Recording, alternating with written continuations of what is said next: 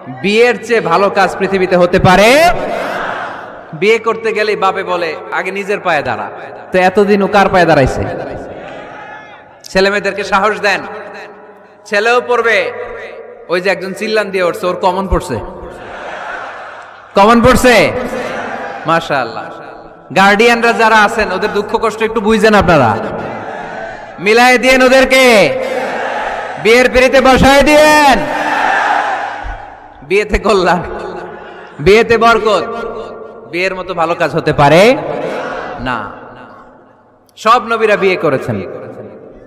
আর নিকাহ মিন সুন্নতি, বিয়ে আমার সুন্নাত। ফামান রাগিবা আন সুন্নতি ফালাইসা মিন্নি, যে আমার সুন্নতকে ভালোবাসে না সে আমার উম্মত হতে পারে না। বিয়েটাকে সহজ করে দেন। যেই সমাজে বিয়ে সহজ ওই সমাজে জিনা কঠিন, তাই না? যেই সমাজে জিনা সহজ ওই সমাজে বিয়ে কঠিন।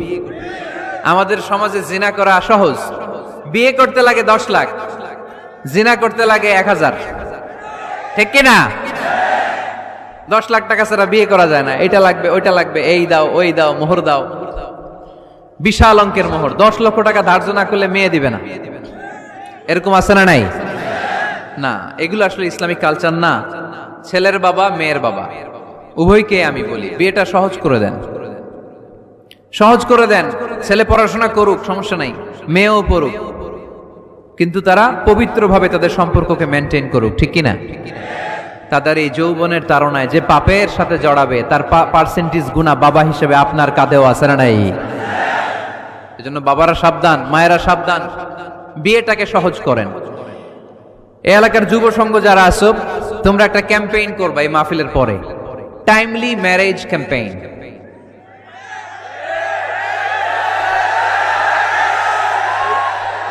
Timely marriage campaign. সময় মতো বিয়ে দিতে হবে, দেরি করা যাবে। বাপ মা বুঝে না, একজনকে হুজুর আব্বাই বুঝে না। গার্ডিয়ান যারা আছেন একটু সদয় হন। ওরা যে পাপের সাথে, পাপের রাস্তা যে ওরা চিনে যাচ্ছে, পাপের পথে যে জড়িয়ে যাচ্ছে, আল্লাহর সুপ্রিম কোর্টের কাঠগড়ায় আসামি করে আল্লাহ সেদিন আপনারে দাঁড় করাবে। আল্লাযীনা হুম লিফুরুজিহিম হাফিজুন, they guard their privates. মুকদ্দামাতুল হারামে হারাম, এট এ গ্ল্যান্স।